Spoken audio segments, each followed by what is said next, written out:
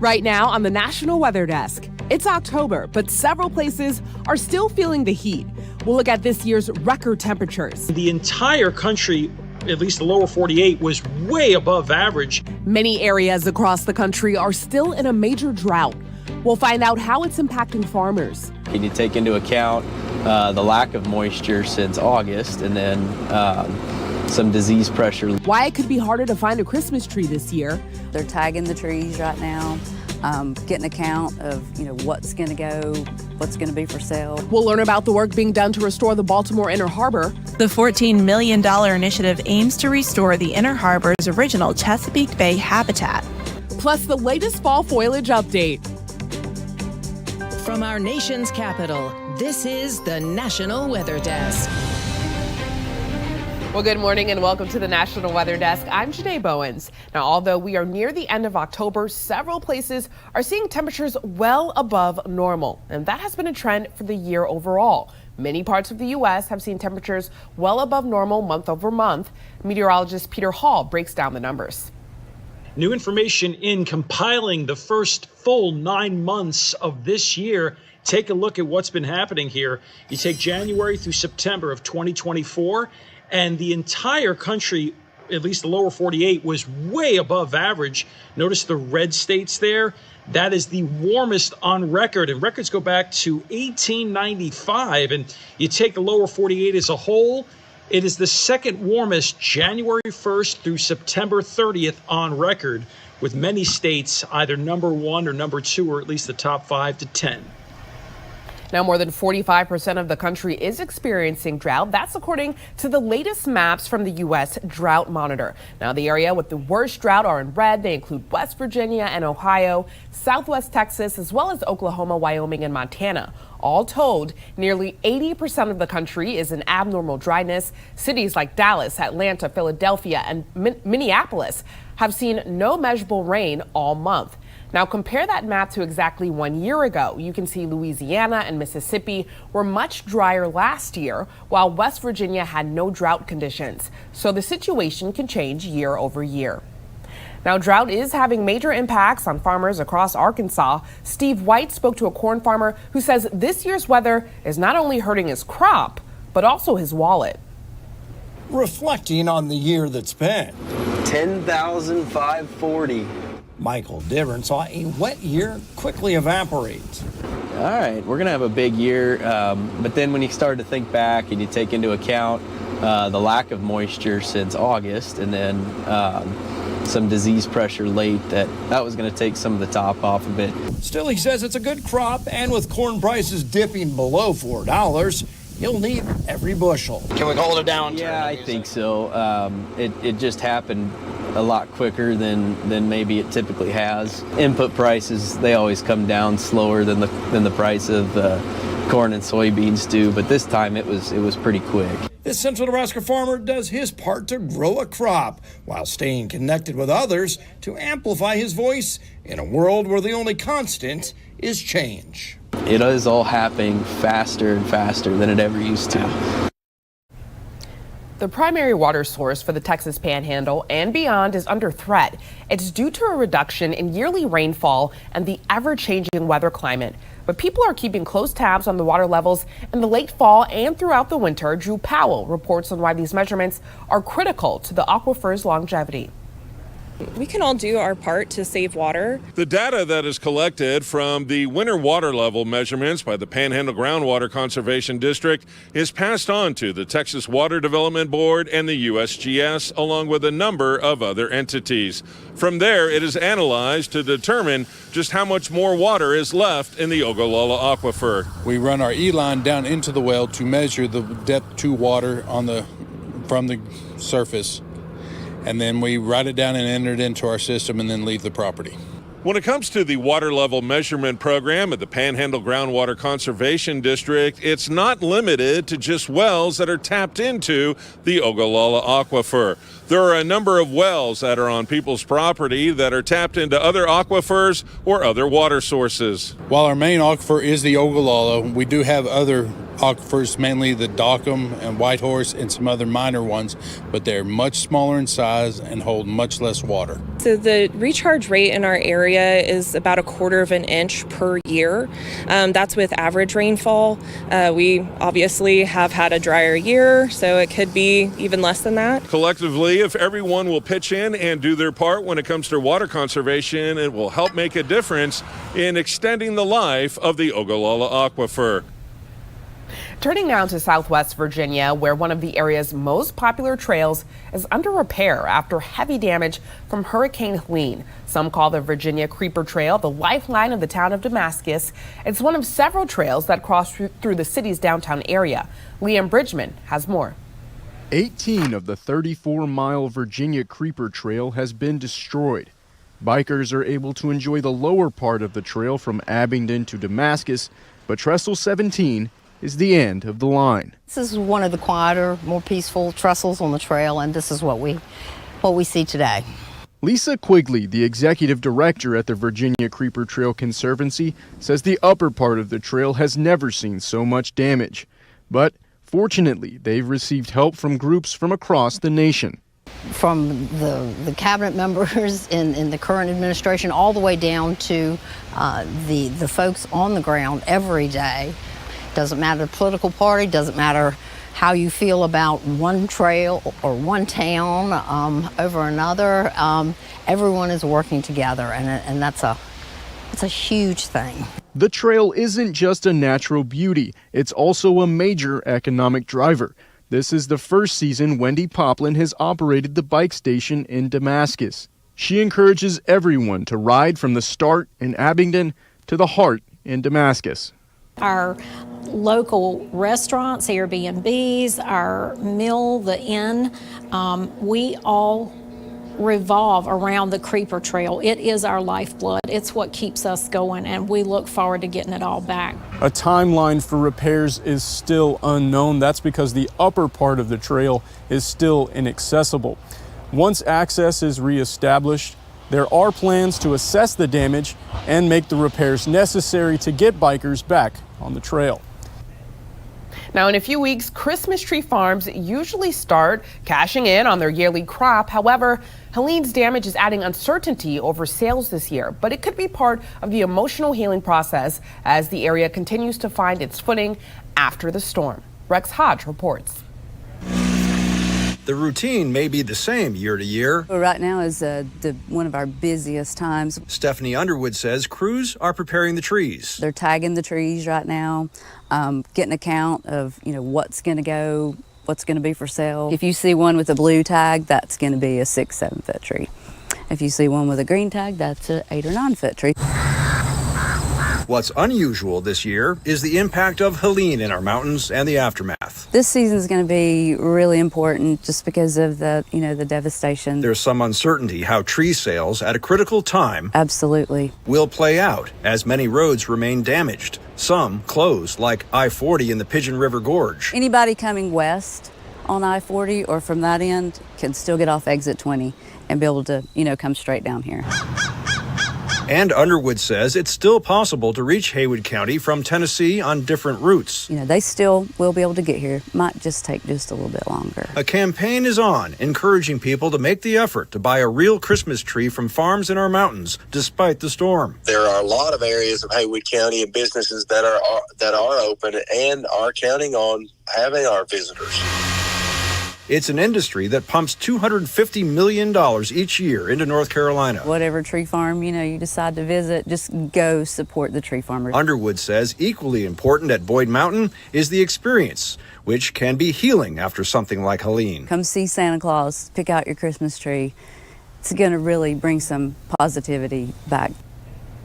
Now, we'd love to share your weather content on the air. You can find us on all your favorite social media platforms, including Facebook, YouTube, Instagram, TikTok, and X. Just search the National Weather Desk or scan the QR code on the bottom left corner of your screen. And coming up on the National Weather Desk, we'll learn about the project that's working to restore the Baltimore Inner Harbor to what it looked like hundreds of years ago. And we'll check in on this year's apple crop in Tennessee.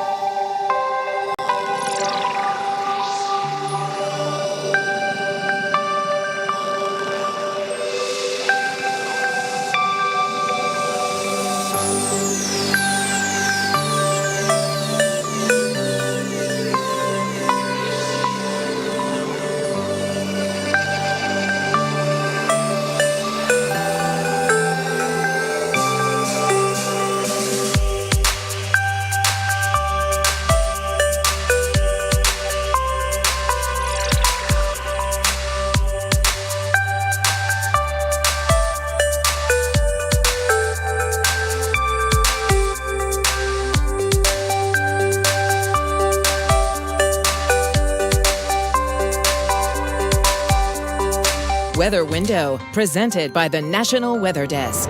There's no shortage of gorgeous photos featuring fall leaves.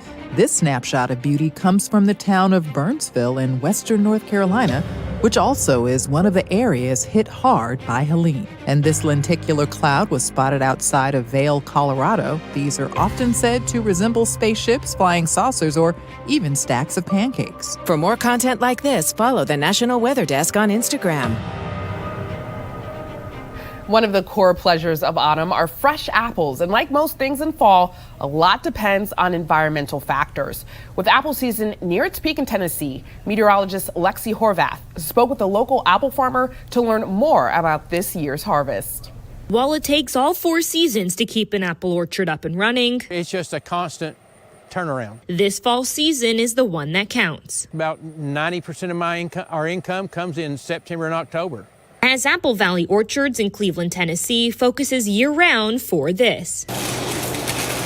Our peak harvest is September and October. Busy preparing all sorts of goodies from desserts, butters, sauce, jellies, candies, and much more. But this year in particular, one environmental factor has stood in between the orchard and perfectly large apples. When they dry, the stem gets a little, dries out a little bit, and some varieties drop more during a drought. While navigating the weather can be a challenge, including moments of drought and periods of heavy rain. So has this been better or worse than previous years? I'd say it's a little worse this year for us. Owner Chuck McSpadden has made it work despite the impacts on sizes. It has hurt size on certain varieties, especially the older trees like this one right here that's like 32 years old. But a drought isn't getting in the way of apple lovers. Definitely something we want to look forward to next year. Now with Halloween just days away, many are wondering what the weather will be like. With that in mind, let's take a look at a recent TikTok post from meteorologist Amanda Verrier, all about major weather events that have taken place on Halloween in the past. We're going to bring it back to 1989, where we had extreme highs and extreme lows. 9 cities in the southwestern United States recorded record high temperatures this day. One of these being Phoenix, Arizona, coming in at 96 degrees. Meanwhile, 22 cities in the northeastern United States reported record low temperatures. Cleveland, Ohio, coming in at a low of 19 degrees. Moving on to Halloween of 1991 with the perfect storm. This storm started off as a nor'easter, but then it absorbed Hurricane Grace and then slowly evolved into a smaller hurricane later in its lifespan. Most of the damage that occurred from this storm was when it was extratropical and mainly to Massachusetts and New Jersey. It left 38,000 people without power. Fast forwarding to the 2011 Halloween nor'easter. This storm formed in the Carolinas and slowly moved up the coastline, breaking snowfall accumulation records all across the coast. Most of the damage from this storm was caused by snow falling and covering leaves on the trees, so it made it a lot heavier for the tree to support, so snapping branches and toppling trees. Power outages were seen throughout 12 states and rendered 3.2 million residents and businesses without power. 1 year later, Superstorm Sandy, 2012. This storm did a lot of damage and lived multiple lives. It made a landfall in Jamaica first on the 22nd as a hurricane, proceeded to hit Cuba on the 25th, still as a hurricane, and then moved up the coast where it made landfall a third time in Brigantine, New Jersey as a tropical storm. Now winter is approaching and there's a change to extreme cold weather alerts. Meteorologist Kit Alexander explains. This year, there's a change to a familiar system of advisories and warnings. As of October 1st, the wind chill advisories, watches, and warnings have been replaced by extreme cold watches and warnings. It goes without saying that cold weather can be dangerous with or without the wind. The change comes as the National Weather Service is aiming to improve messaging when it comes to cold weather hazards. Cold weather, as we all know, can be deadly. Frostbite can occur in just a few minutes in extreme cold temperatures. As always, make sure to heed all the watches and warnings. More information can be found at weather.gov. After 12 years of research and innovative design, the National Aquarium in Baltimore has unveiled a new exhibit called Harbor Wetland. Emily Gracie shares why this is an important step forward in restoring what the Inner Harbor of Baltimore looked like hundreds of years ago. The National Aquarium in Baltimore launched a groundbreaking environmental project this year with the opening of Harbor Wetland, a 10,000 square foot floating ecosystem. An essential part of any water system, but not something Baltimore's Inner Harbor has seen in decades. So between land and water, you always have that wetland transition zone. All of that was removed through the development as Baltimore grew. So we're thinking, 150, 200 years ago, it was all shallow water habitat near the Inner Harbor. It has since been dredged. So now the harbor is this really big box of really deep water. The $14 million initiative aims to restore the Inner Harbor's original Chesapeake Bay habitat and attract native marine species like blue crabs and oysters back into Baltimore's waters. But tidal wetlands do more than just that. They can also help prevent flooding. So they have this ability to absorb a lot of water during flood events. And they also clean the water. So they remove nitrogen, phosphorus, which are two really big pollutants in the Chesapeake Bay. The innovative design features over 32,000 native shrubs and marsh grasses planted on recycled plastic matting. So we went through 3 different versions of floating wetlands that were about 200 square feet. And then we said, you know what? We're not going to buy anything off the shelf anymore. We're going to build our own, and we're going to design it for what Baltimore's harbor needs. A sophisticated system of air-regulated pontoons and water circulation mechanisms mimic natural tidal movements while supporting the growing ecosystem. And then we thought, well, it's successful, so let's scale it up again. And that's where we ended up with Harbor Wetland. Beyond its environmental impact, Harbor Wetland will serve as an educational resource and perhaps inspire other post-industrial cities to do the same. In Baltimore, we were the first to implement the technology in our area. Other cities like Chicago and up in Boston, they have started doing this, but they're just a little bit behind. So they're starting with the previous versions of floating wetland technology that we started with. The Harbor Wetland is free and open to the public, giving residents and visitors an inclusive way to connect with nature. We wanted to maintain a free opportunity for people to experience traditional Chesapeake Bay wetlands and kind of go through that nature cleansing and a communal space where you can just sit and do nothing. Before we head to break, a look at fall colors in Maryland. These views are from Rock State Park, roughly an hour's drive outside of Baltimore.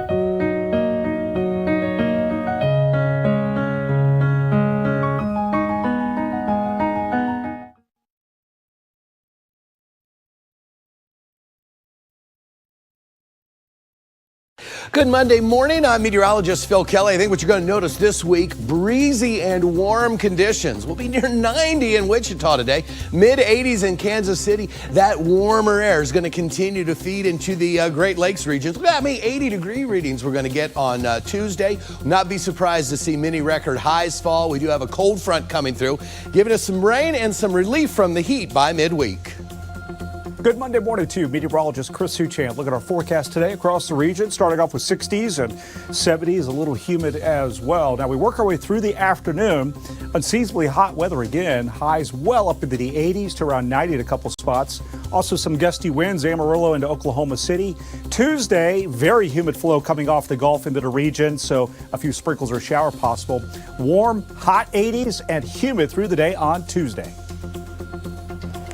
Good morning. I'm meteorologist Rebecca Stevenson. Here's what's happening across the West. We've got much cooler temperatures, in fact, below normal, coming through the Pacific Northwest as we've got a big trough of cool, unstable air moving through. That is causing quite a bit of mountain snow. High mountain snow for the Cascades, but stretching for the Intermountain West, for Clearwaters, and into Montana's Bitterroots for some high elevation snow. Cooler weather ahead. That's the scene from here.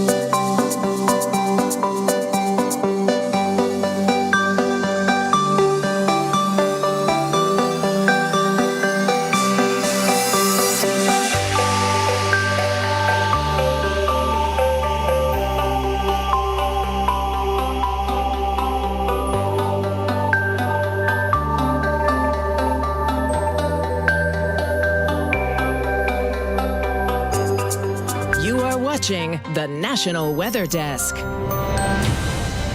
Here's meteorologist Jordan Evans with this week's fall foliage update. We've made it to the end of October and fall color continues to expand across the United States. Check out, we are past peak up to the north, the higher terrain as well, but still plenty of spots to view some good fall foliage outside the Flagstaff, Arizona area, the higher terrain of New Mexico, parts of the Denver metro, Salt Lake City, and the lower elevations there of Idaho, Nevada, Oregon, and parts of South Dakota starting to get their peak fall color. Farther to the north, Chicago almost at peak. Same for Omaha, Des Moines, Kansas City, St. Louis about a week to go. Indianapolis and Columbus, Ohio also looking at peak color in the near future.